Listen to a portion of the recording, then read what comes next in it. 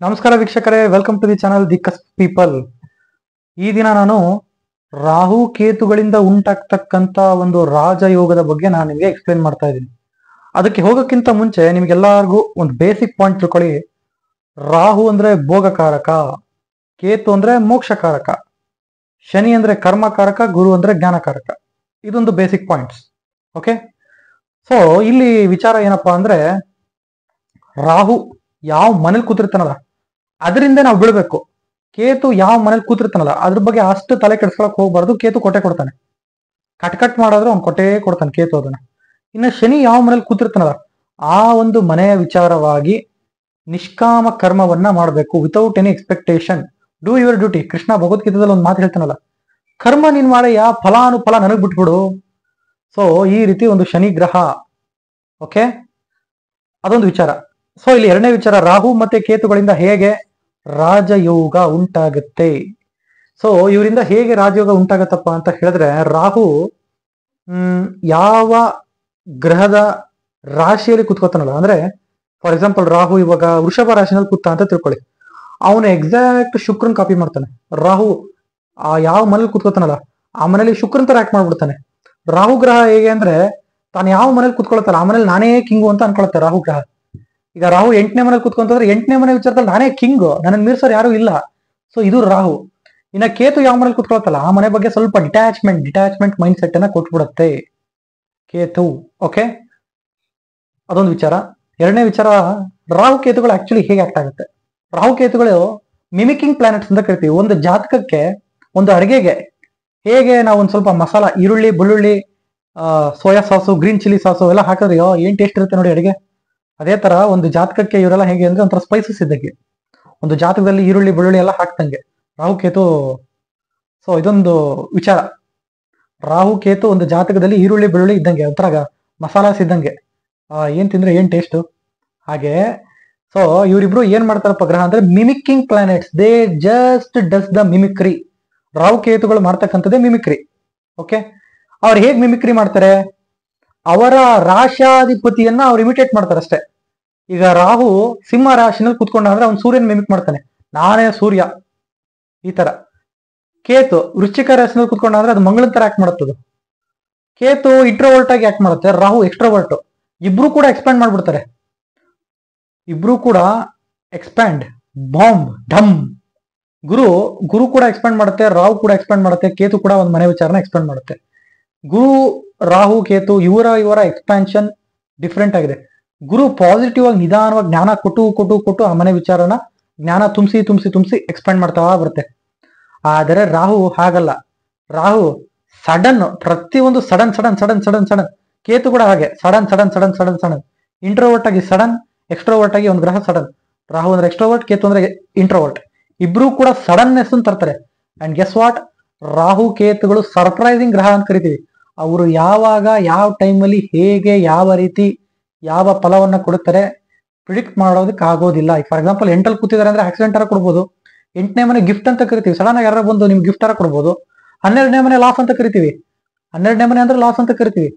12ನೇ ಮನೆ ಅಂದ್ರೆ foreign land ಕರ್ಕೊಂಡು ಹೋಗ್ಬೋದು ಸಡನ್ ಆಗಿ. 12ನೇ ಮನೆ ಅಂದ್ರೆ ಆಸ್ಪತ್ರೆ, ಸಡನ್ ಆಗಿ ಆಸ್ಪತ್ರೆ, ಏನೋ ಒಂದು ಮೆಡಿಕಲ್ ಎಮರ್ಜೆನ್ಸಿ ಬಂದು ಆಸ್ಪತ್ರೆ ಕರ್ಕೊಂಡು ಹೋಗ್ಬೋದು. So Rahu Ketu they just come with surprises. ರಾಹುಕೇತುಗಳು surprise ಜೊತೆಗೆ ಬರ್ತಾರೆ. ಒಂಥರ ಒಂದು ಜಾತಕದಲ್ಲಿ ಸರ್ಪ್ರೈಸಿಂಗ್ ಎಲಿಮೆಂಟ್ ಇದ್ದಂಗೆ ಈ ಗ್ರಹಗಳು, ರಾಹು ಮತ್ತೆ ಕೇತುಗಳು. ಇವರಿಂದ ರಾಜಯೋಗ ಹೇಗೆ ಉಂಟಾಗತ್ತೆ, ಇವತ್ತಿನ ಒಂದು ಸ್ಪೆಷಲ್ ಅದೇ. ಇವರಿಂದ ರಾಜಯೋಗ ಹೇಗೆ ಉಂಟಾಗತ್ತೆ ಅಂದ್ರೆ, ಫಾರ್ ಎಕ್ಸಾಂಪಲ್ ನಿಮ್ ಜಾತಕದಲ್ಲಿ ಪಂಚಮಹಾಪುರುಷ ರಾಜಯೋಗ ಇದೆ ಅಂತ ತಿಳ್ಕೊಳ್ಳಿ. ಪಂಚಮಹಾಪುರುಷ ರಾಜಯೋಗ ಯಾವ ಗ್ರಹಗಳಿಂದ ಕಾವಾಗುತ್ತೆ? ಶನಿ, ಮಂಗಳ, ಗುರು, ಶುಕ್ರ ಹಾಗೆ ಬುಧ. ಈ 5 ಗ್ರಹಗಳು, ಇವರನ್ನ ಪಂಚ ಮಹಾಪುರುಷರು ಅಂತ ಕರಿತೀವಿ ನವಗ್ರಹಗಳಲ್ಲಿ.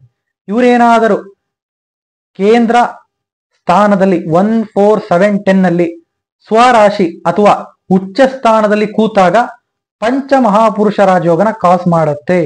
ಓಕೆ, ಇದೊಂದು ಫಸ್ಟ್ ಪಾಯಿಂಟ್. ಸೆಕೆಂಡ್ ಪಾಯಿಂಟ್ ಏನು ಅಂದ್ರೆ, ಇವರ ಜೊತೆ ಏನಾದ್ರೂ ಅದೇ ಕೇಂದ್ರ ತ್ರಿಕೋಣದಲ್ಲಿ ಪಂಚಮಹಾಪುರುಷ ರಾಜಯೋಗನ ಕಾಸ್ ಮಾಡ್ತಾ ಇರ್ತಕ್ಕಂಥ ಗ್ರಹದ ಜೊತೆ ರಾಹು ಕೇತುಗಳು ಏನಾದರೂ ಇವ್ರು ಪಕ್ಕಕ್ಕೆ ಕುತ್ಕೊಂಡ್ರೆ ಅವರು ಕೂಡ ಅದರ ಫಲಾನ ಕೊಡ್ತಾರೆ. ಅವರ ದಶಾಭುಕ್ತಿ ಅಂತರ್ಭುಕ್ತಿನಲ್ಲಿ ಅವರು ಕೂಡ ಪಂಚ ಮಹಾಪುರುಷ ರಾಜಯೋಗದ ಫಲವನ್ನ ಕೊಡ್ತಾರೆ. ಇದೊಂದು ಪಾಯಿಂಟ್ ವೀಕ್ಷಕರೇ, ನೆನ್ಪಿಟ್ಕೊಳ್ತಕ್ಕಂಥ ಪಾಯಿಂಟ್. ಎರಡನೇ ಪಾಯಿಂಟ್ ಏನಪ್ಪಾ ಅಂದ್ರೆ ರಾಹು ಕೇತುಗಳು ಏನಾದರೂ ಜಾತಕದಲ್ಲಿ ಪಂಚಮಹಾಪುರುಷ ರಾಜಯೋಗನ ಕಾಸ್ ಮಾಡ್ತಿರ್ತಕ್ಕಂಥ ಗ್ರಹದ ರಾಶಿನಲ್ಲಿ, ಫಾರ್ ಎಕ್ಸಾಂಪಲ್ ಒಂದು ಲಗ್ನಕ್ಕೆ ಗುರು, ಫಾರ್ ಎಕ್ಸಾಂಪಲ್ ಮೀನ ಲಗ್ನ ಅಂತ ತಗೋಣ. ಮೀನ ಲಗ್ನಕ್ಕೆ ಗುರು ಬಂದ್ಬಿಟ್ಟು ಪಂಚಮಹಾಪುರುಷ ರಾಜಯೋಗ, ಮೀನ ಲಗ್ನಾಧಿಪತಿ ಲಗ್ನದಲ್ಲಿ ಕೂತಿದ್ದಾನೆ, ಅದು ಹಂಸ ಯೋಗ ಕೊಡ್ತಾ ಇದೆ ಅಂತ ತಿಳ್ಕೊಳ್ಳಿ. ರಾಹು ಏನಾದರೂ ಧನುರ್ರಾಶಿನಲ್ಲಿ ಕುತ್ಕೊಂತು ಅಂದ್ರೆ, ಧನುರಾಶಿನಲ್ಲಿ ಅಂದ್ರೆ 10ನೇ ಮನೆಯಲ್ಲೆಲ್ಲ ಹೋಗಿ ಕುತ್ಕೊಳ್ಳುತ್ತದು ರಾಹು ಏನಾದ್ರೂ ಧನುರ್ರಾಶಿನಲ್ಲಿ ಕೂತ್ರೆ ಅದು ಕೂಡ ಗುರುವಿನ ಹಾಗೆ ಹಂಸಯೋಗದ ಫಲವನ್ನ ಕೊಡುತ್ತದೆ ರಾಹು ಗ್ರಹ. ಸಿಮಿಲರ್ ಆಗಿ ಕೇತು ಕೂಡ ಅದೇ ಕೆಲಸ ಮಾಡ್ತಾನೆ. ಕೇತು ಏನ್ ಮಾಡ್ತಾನೆ, ಇಂಟ್ಯೂಷನ್ ಕೊಟ್ಟು ಫಾರ್ ಎಕ್ಸಾಂಪಲ್ ಅದೇ ಹಂಸಯೋಗ ಧನುರ್ರಾಶಿನಲ್ಲಿ ಏನಾದ್ರು ಕೇತು ಕೂತ್ಕೊಂಡ್ರೆ, ಗುರು ಒಂದು ಹಂಸಯೋಗದ ಕಾಂಬಿನೇಷನ್ ಇದ್ರೆ, ಅಂದ್ರೆ ಲಗ್ನಾಧಿಪತಿ ಮೀನ ಲಗ್ನಕ್ಕೆ ಲಗ್ನಾಧಿಪತಿ ಗುರು ಲಗ್ನದಲ್ಲಿ ಕುತ್ಕೊಂಡಾಗ ಹಂಸಯೋಗ ಕೊಡುತ್ತೆ, ಹಾಗೂ ಮೀನ ಲಗ್ನಕ್ಕೆ 10ನೇ ಮನೆ ಬಂದ್ಬಿಟ್ಟು ಧನುರಾಶಿ ಬಂದ್ಬಿಡುತ್ತೆ, ಅಲ್ಲಿ ಏನಾದರೂ ಕೇತು ಕೂತ್ಕೊಂಡಾಗ ಅದು ಕೂಡ ಹಂಸಯೋಗನ ಕೊಡುತ್ತೆ. ಬಟ್ ಡಿಫ್ರೆನ್ಸ್ ಏನಪ್ಪಾ ಅಂದ್ರೆ ಕೇತು ಇಂಟ್ರೋವರ್ಟ್ ಆಗಿ ಎಕ್ಸ್ಪೆಂಡ್ ಮಾಡ್ತಾ ಹೋಗ್ತಾನೆ, ರಾಹು ಎಕ್ಸ್ಟ್ರೋವರ್ಟ್ ಆಗಿ ಎಕ್ಸ್ಪೆಂಡ್ ಮಾಡ್ತಾ ಹೋಗ್ತಾನೆ. ರಾಹುಗೆ ಶೋ ಆಫ್ ಇಷ್ಟ, ಕೇತುಗೆ ಶೋ ಆಫ್ ಕಷ್ಟ. ಕೇತು ಈಗ ನಾನು ಮಾತಾಡ್ತಾ ಇದ್ದೀನಿ, ಇದು ರಾಹು. ಕೇತು ಮಾತಾಡಕ್ ಹೋಗಲ್ಲ, ಬರೆದ್ಬಿಟ್ಟು ತೋರಿಸುತ್ತೆ, ಲೈಕ್ ಸೀಕ್ರೆಟಿವ್ ಪ್ರೂಫ್ ಅಂತ ಕರಿತೀವಿ ಕೇತು ಮಾಡ್ತಕ್ಕಂಥ ಒಂದು ಕೆಲಸ. ಅದೇ ರೀತಿ ಯಾವುದೇ ಒಂದು ರಾಜಯೋಗ ಕೊಡ್ತಕ್ಕಂಥ ಗ್ರಹದ ಜೊತೆ ರಾಹು ಕೇತುಗಳು ಏನಾದ್ರೂ ಕೂತ್ಕೊಂಡಾಗ ಅವರು ಕೂಡ ಆ ಗ್ರಹನ ಮಿಮಿಕ್ ಮಾಡ್ತಾರೆ. ಓಕೆ, ಕೇತು ಏನ್ ಮಾಡ್ಬಿಡ್ತಾನಪ್ಪ ಅಂದ್ರೆ ಸರಿಯಾಗಿ ಇಂಟ್ಯೂಷನ್ ಕೊಟ್ಬಿಡ್ತಾನೆ.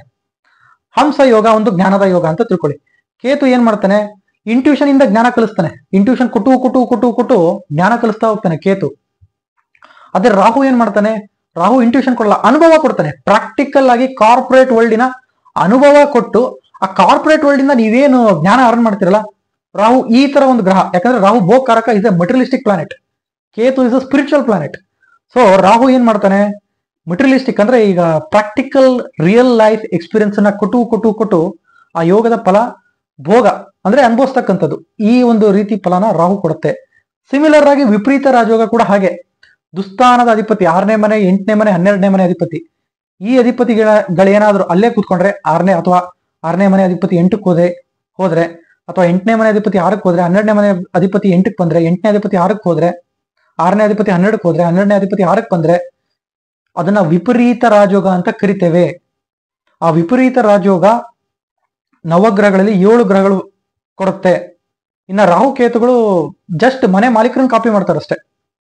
ಸೊ ಇವಾಗ ಇಲ್ಲಿ ಏನಾಗುತ್ತೆ ಅಂದ್ರೆ, ಯಾವ್ದೋ ಒಂದು ಗ್ರಹ, ಈಗ ತುಲಾ ಲಗ್ನ ಅಂತ ತಿಳ್ಕೊಳ್ಳಿ, ತುಲಾ ಲಗ್ನಕ್ಕೆ ಶುಕ್ರ ಅಷ್ಟಮಾಧಿಪತಿ ಆಗ್ತಾನೆ.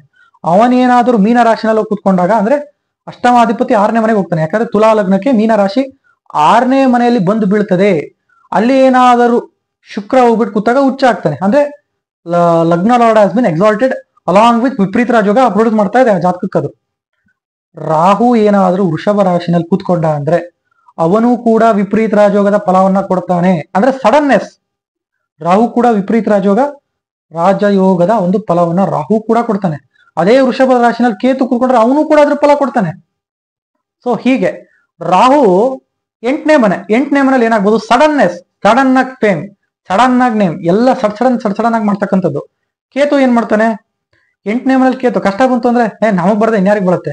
ಒಂಥರ ಕೇತು 8ನೇ ಮನೇಲಿ ಕೇತು ಇದೆ ಅಂದ್ರೆ ಫಿನಿಕ್ಸ್ ಬರ್ಡ್ ಇದ್ದಂಗೆ, ಹಿಂಗೆ ಕೊಡ್ಕೊಂಡು 8ನೇ ಮನೆ ಕಷ್ಟದ ಮನೆ ಅಂತ ಹೇಳ್ತೀವಲ್ಲ, ಹಿಂಗೆ 8ನೇ ಮನೆ ಅಲ್ಲಿ ಏನಾರು ಕೇತು ಕೂತ್ಕೊಂಡ್ರೆ ನಮಗ್ ಮನುಷ್ಯನಿಗೆ ಬರದೆ ಕಷ್ಟ, ಇನ್ ಮರಕ ಬರುತ್ತೆ ಅಂತ ಹಿಂಗೆ ಕೊಡ್ಕೋತಾರೆ ಕಷ್ಟ. ಅವ್ರು ಕೇರೇ ಮಾಡಲ್ಲ 8ನೇ ಮನೇಲಿ ಕೇತು ಇದ್ರೆ.